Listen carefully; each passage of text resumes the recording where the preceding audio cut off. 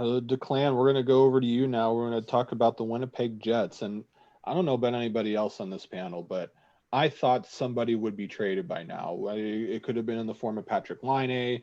It could have been in the form of Jack Roslovic. It could have been in the form of Nikolaj Ehlers. I read a bunch of different things and a bunch of different possibilities that just seem like that they've been rumors for now. So I ask you, the one who covers the Jets for us, do you get the sense that a move is actually coming? I do, but not for Patrik Laine. I think that the ship for trading Patrik Laine has sailed a little bit since the acquisition of Paul Stastny because you finally get the second line center you needed after years of debate about who should play the role. You finally get that second line center to play with Laine. Now it makes no sense to ship Laine out of town, especially when you take a look at how quickly Stastny and Laine and Ehlers all gelled back in 2018. So I think the Jets are looking to sort of recapture that lightning in a bottle and hope that the chemistry can be rekindled between them. So I don't think Patrik Laine is going anywhere. I don't think Ehlers is going together. I think that line of three is going to be a thing, at least for the start of the season, no doubt.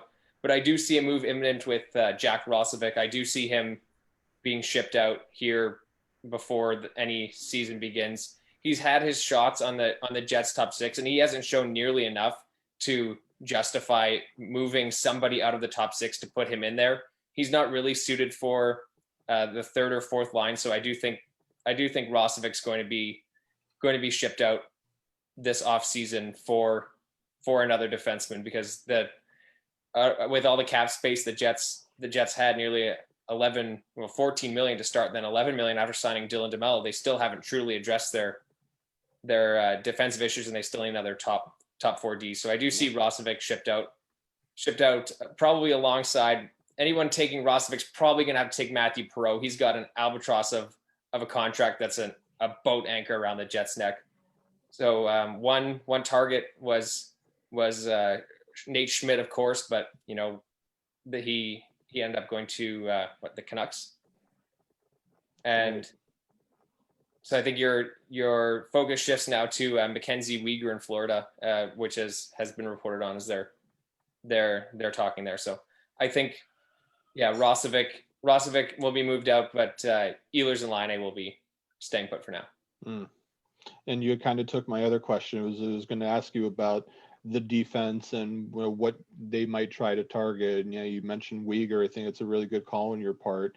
Is there anybody else that you could see them targeting at this point?